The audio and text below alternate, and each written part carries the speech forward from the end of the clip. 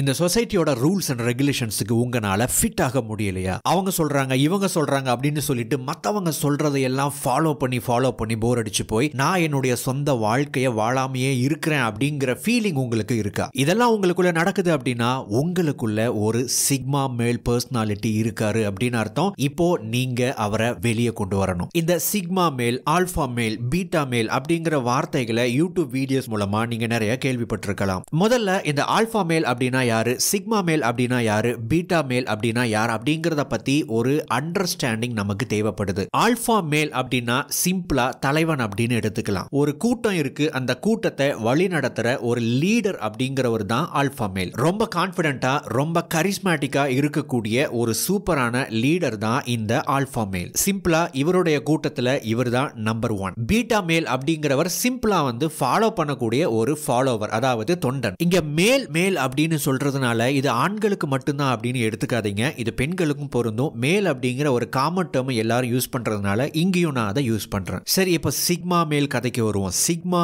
மேல் அப்படிங்கிறவரும் ஒரு ஆல்பா தான், ஆனா இவர் ஒரு இன்ட்ரோவர்ட்டட் ஆல்பா. பர்சனாலிட்டி அடிப்படையில் இன்ட்ரோவர்ட் அப்படிங்கிறவர் யார் அப்படின்னா ஒரு தனிமை விரும்பி, ஒரு பெரிய கூட்டத்துக்கு மத்தியில இருக்கணும் அப்படிங்கறத விரும்பாத தனிமை விரும்பிகள் தான் இவங்க. இந்த தனிமை அப்படிங்கிற வார்த்தையை கொஞ்சம் ஆழமா புரிஞ்சுக்கணும். லோன்லினஸ் அப்படின்னு ஒன்னு இருக்கு, சாலிட்யூட் அப்படின்னு ஒன்னு இருக்கு. இது ரெண்டுமே தனிமை தான். ஆனா இந்த ரெண்டுக்குமே மிகப்பெரிய வித்தியாசம் இருக்கு. லோன்லினஸ் அப்படின்னா யாருமே இல்லாம நான் மட்டும் தனியா கஷ்டப்பட்டுக்கிட்டு இருக்கிறேன் அப்படின்னு வருத்தப்படக்கூடிய ஒரு நிலைமை. என் கூட ரொம்ப நெருக்கமா இருந்த என்னுடைய ஃப்ரெண்ட் என்னை விட்டுட்டு போயிட்டாங்க அப்படின்னு சொல்லிட்டு நான் தனியா இருக்கிறேன், தனியா புலம்பிக்கிட்டு இருக்கிறேன் அப்படின்னா அதுக்கு பேரு லோன்லினஸ். ஆனா சாலிட்யூட் அப்படிங்கிறது இதோட ரொம்ப சூப்பரான ஒரு விஷயம். அதாவது நம்ம தனிமையா இருந்தாலும் யாருமே இல்லை அப்படின்னு நினைக்காம நாம நம்ம கூட இருக்கிறோம் அப்படின்னு தனிமையில் இனிமை காணக்கூடிய ஒரு குணத்துக்கு பேரு தான் சாலிட்யூட். சோ சிக்மா மேல்ஸ் அப்படிங்கிறவங்க தனிமை விரும்பிகளா இருந்தாலும் யாருமே என் கூட இல்ல அப்படின்னு வருத்தப்பட மாட்டாங்க, நாம நம்ம கூட தனியா இருக்கிறோம் அப்படிங்கறதுல சந்தோஷப்படுவாங்க.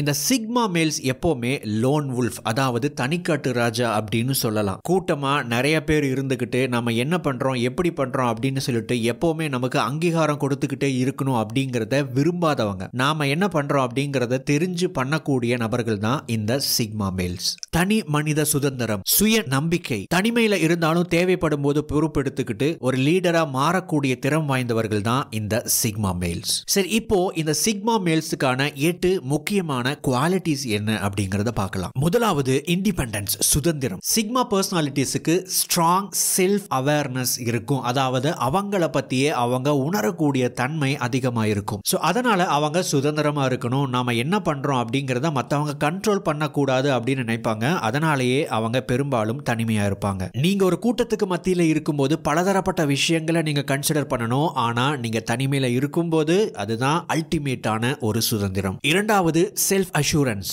சிக்மா மேல்ஸுக்கு அவங்களுடைய எபிலிட்டிஸ் என்ன அப்படிங்கிறது தெரியும், அதாவது அவங்களால என்ன முடியும் என்ன முடியாது அப்படிங்கிறது அவங்களுக்கு தெரியும். அப்படிங்கிறதுனால அவங்க எடுக்கக்கூடிய முடிவுகள்ல கான்பிடென்ட்டா இருப்பாங்க. அதை மத்தவங்க வேலிடேட் பண்ணணும், நீங்க எடுத்த முடிவு சரிதான் அப்படின்னு சொல்லும் போது நமக்குள்ள ஒரு சந்தோஷம், ஒரு கான்பிடென்ட், ஒரு செக்யூரிட்டி கிடைக்கும் இல்லைங்களா? அந்த செக்யூரிட்டியை, அந்த கான்பிடென்ட்டை, அந்த சந்தோஷத்தை விரும்பாதவங்க தான் இந்த சிக்மா மேல்ஸ். மூன்றாவது இன்ட்ரோவர்ஷன். இந்த சிக்மா மேல்ஸ் ஒரு இன்ட்ரோவர்ட்ஸ் அப்படின்னு சொல்லிட்டு நம்ம ஆரம்பத்திலேயே பார்த்தோம். ஒரு பெரிய கூட்டத்துக்கு மத்தியில நாம இருக்கணும், அவங்களுடைய அட்டென்ஷனை நாம கிராப் பண்ணணும் அப்படிங்கறதையெல்லாம் விரும்பாதவங்க தான் இந்த சிக்மா பர்சனாலிட்டிஸ். எக்ஸ்ட்ரோவர்ட்ஸுக்கும் இன்ட்ரோவர்ட்ஸுக்கும் ஒரு மிகப்பெரிய வித்தியாசம் இருக்கு. எக்ஸ்ட்ரோவர்ட்ஸ் அப்படிங்கிறவங்க யார் அப்படின்னா நிறைய மக்களோடு பேசி பழகும் போது அவங்களோட இருக்கும்போது அவங்களுடைய எனர்ஜி லெவல் அதிகமாகும். ஆனா இன்ட்ரோவர்ட்ஸ்க்கு அப்படியே உல்டாவா இருக்கும், அதாவது அவங்க தனிமையில இருக்கும்போது அவங்களுடைய எனர்ஜி அதிகமாகும். தனிமையில இருக்கும்போது என்ன நடக்குது அப்படின்னு கேட்டீங்கன்னா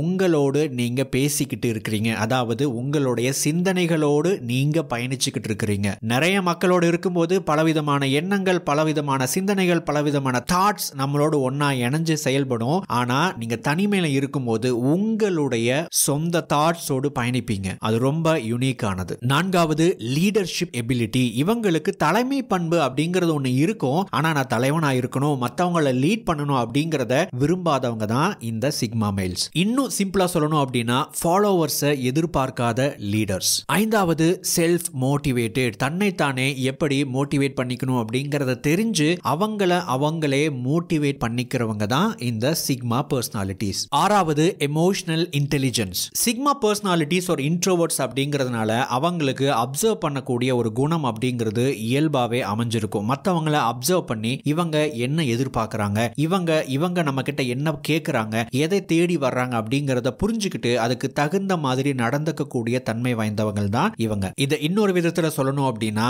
இவங்க சொல் புத்திக்காரங்க கிடையாது, சுய புத்திக்காரங்க. மற்றவங்க இவங்களை ஏதாவது ஒரு விஷயங்களை சொல்லி கொடுத்து மேனிபுலேட் பண்றத தவிர்க்கக்கூடிய தன்மை வாய்ந்தவங்க. ஏழாவது ஸ்ட்ராட்டஜிக் திங்கிங். இவங்க ஒரு முடிவு எடுக்கிறாங்க அப்படின்னா இப்போ ஒரே ஒரு பிரச்சனையை சால்வ் பண்றதுக்கோ அல்லது ஒரே ஒரு தேவையை பூர்த்தி பண்றதுக்கோ அவங்க ஒரு முடிவை எடுக்க மாட்டாங்க. ஸ்ட்ராட்டஜிக்கலி திங்க் பண்ணுவாங்க. அதாவது நம்ம ஒரு முடிவு எடுக்கிறோம், ஒரு பிசினஸ் ஸ்டார்ட் பண்றோம் அப்படின்னா நம்ம ஒரு பணம் வரும், இதுக்காக நம்ம ஸ்டார்ட் பண்றோம் அப்படின்னு இவங்க முடிவு எடுக்காம என்ன பண்ணுவாங்க அப்படின்னா இப்போதைக்கு நம்ம இது ஒரு பிசினஸ் ஸ்டார்ட் பண்ணலாம், இதுக்கப்புறம் இதை டெவலப் பண்றதுக்கான பிளான்ஸை மைண்ட்ல வச்சுட்டு இவங்க முதல் டெசிஷனை எடுத்திருப்பாங்க. இவங்களுடைய முதல் கோல் அச்சீவ் பண்ணதுக்கு அப்புறம் அதோட நின்ற மாட்டாங்க, அடுத்தடுத்த கோல்ஸை நோக்கி போவாங்க. ஏன் அப்படின்னா இவங்க ஆரம்பத்திலேயே ஸ்ட்ராட்டஜிக்கலா திங்க் பண்ணியிருக்காங்க. அடுத்தடுத்து என்னென்ன கோல்ஸை நம்ம செட் பண்ணணும் அப்படிங்கிறது இவங்களுக்கு முன்னாடியே தெரியும். ஸோ அந்த கோல்ஸை எல்லாம் அச்சீவ் பண்ற மாதிரியான ஒரு முதல் டெசிஷனை எடுத்து அடுத்தடுத்த முடிவுகளை இவங்க எடுத்துக்கிட்டே போவாங்க. எட்டாவது அடாப்டபிலிட்டி. ரொம்ப ஃபிளெக்சிபிளா இருப்பாங்க. அதாவது இவங்க ஒரு விஷயத்துக்கு மாறணும் அப்படிங்கிற ஒரு சிச்சுவேஷன் வரும்போது அந்த மாற்றத்தை ஏத்துக்குவாங்க. புதுசா ஒரு விஷயத்தை கத்துக்கிட்டு எவால்வ் ஆகணும் அப்படின்னா அந்த புது விஷயத்தை கத்துக்கிறதுக்கு தயங்க மாட்டாங்க. மாறுவதற்கும் புது விஷயங்களை கத்துக்கிறதுக்கும் எப்பவுமே ஆர்வம் உடையவங்களா இருக்கிறவங்க தான் இந்த சிக்மா பர்சனாலிட்டிஸ். சரி, இப்போ நீங்க ஒரு சிக்மா மேல மாறணும் அப்படின்னா அதுக்கு என்ன பண்ணணும் அப்படிங்கிற முக்கியமான 3 ஸ்டெப்ஸை நம்ம பார்க்க போறோம். அதுக்கு முன்னாடி இன்றைய வீடியோவினுடைய ஸ்பான்சர் குக்கு எஃப்எம் பத்தின சில வார்த்தைகள். நாம இந்த சிக்மா மேல்ஸை பத்தி பார்த்துக்கிட்டு இருக்கிறோம் இல்லைங்களா, இவங்களுடைய முக்கியமான ஒரு கேரக்டர் என்ன அப்படின்னா ஆட்டிடியூட். உங்களுடைய ஆட்டிடியூடை நல்ல விதமா வளர்த்துக் கொள்வது எப்படி அப்படிங்கிற கருத்துக்களை கற்றுக்கொள்ள ஆட்டிடியூட் இஸ் எவ்ரிதிங் அப்படிங்கிற புத்தகத்தை நான் ரெக்கமெண்ட் செய்கிறேன். இந்த புத்தகத்தை குக்கு எஃப்எம் மூலமா ஒரு சூப்பர்பான ஆடியோ குவாலிட்டியில ஃபுல் புக் சம்மரியை கேட்டு லேர்ன் பண்றதன் மூலமா உங்களுடைய ஆட்டிடியூடை வளர்த்துக் கொள்வது எப்படிங்கிற விஷயங்களை கற்றுக்கொள்ள முடியும். இந்த ஆப்பை டவுன்லோட் பண்றதுக்கான லிங்க் கீழே டிஸ்கிரிப்ஷன்ல கொடுத்திருக்கேன். ELT50 அப்படிங்கிற கூப்பன் கோடை பயன்படுத்தும் போது உங்களுடைய முதல் மாச சப்ஸ்கிரிப்ஷன்ல இருந்து மேசிவான 50% டிஸ்கவுண்ட் உங்களுக்கு கிடைக்கும். ஓகே, இப்போ உங்களுக்குள்ள இருக்கக்கூடிய சிக்மா மேல் பர்சனாலிட்டியை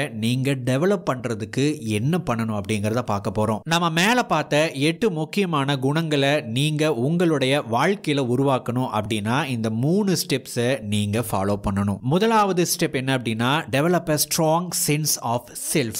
உங்களை நீங்களே உணரக்கூடிய அந்த உணர்வை நீங்க அதிகப்படுத்தணும். அப்படின்னா என்ன பண்ணும் அப்படின்னா உங்களை பத்தி நீங்க புரிஞ்சுக்க ஆரம்பிக்கணும். நாம பெரும்பாலும் என்ன பண்ணுவோம் அப்படின்னா அடுத்தவங்களை பத்தி மற்றவங்களை பத்தி தெரிஞ்சுக்கிறதுலையும் புரிஞ்சுக்கிறதுலையும் நம்முடைய நேரத்தை அதிகமா செலவிட்டுக்கிட்டு இருக்கிறோம். பட் நீங்க ஒரு சிக்மா பர்சனாலிட்டி டெவலப் பண்ணணும் அப்படின்னா உங்களை பத்தி நீங்க அதிகமா புரிஞ்சுக்கணும். ரெண்டாவது உங்களுடைய வேல்யூஸ், உங்களுடைய மதிப்புகள் என்ன, உங்களால என்ன பண்ண முடியும், உங்களுக்கு என்ன திராணி இருக்குங்கிற விஷயங்களை நீங்க அப்சர்வ் பண்ண ஆரம்பிக்கணும். மற்றவங்க பார்க்குற விஷயம் உங்ககிட்ட இருக்கு, மற்றவங்க பார்க்காத விஷயம் உங்ககிட்ட இல்லை அப்படின்னு சொல்லிட்டு மற்றவங்களுடைய வேலிடேஷன் அடிப்படையில் எடுத்துக்கிட்டு உங்களுக்கு இதுதான் முடியும், உங்களுக்கு இதுதான் வரும், இதுதான் வராதுன்னு முடிவு பண்ணிடாதீங்க. உங்களை நீங்க அப்சர்வ் பண்ணி உண்மையாகவே உங்களால என்ன பண்ண முடியுங்கிறத தெரிஞ்சுக்கோங்க. இதை விட ரொம்ப முக்கியமான விஷயம் ஒன்று இருக்கு. உங்களை எது உண்மையாகவே சந்தோஷப்படுத்துது அப்படிங்கிறத புரிஞ்சுக்கிட்டு அதை நீங்க ஃபாலோ பண்ணுங்க. அதை ஃபாலோ பண்றதுக்கு எந்த விதமான கூச்சமும் தயக்கமும் படாதீங்க. ரெண்டாவது step focus on self improvement. உங்களுடைய சுயத்தை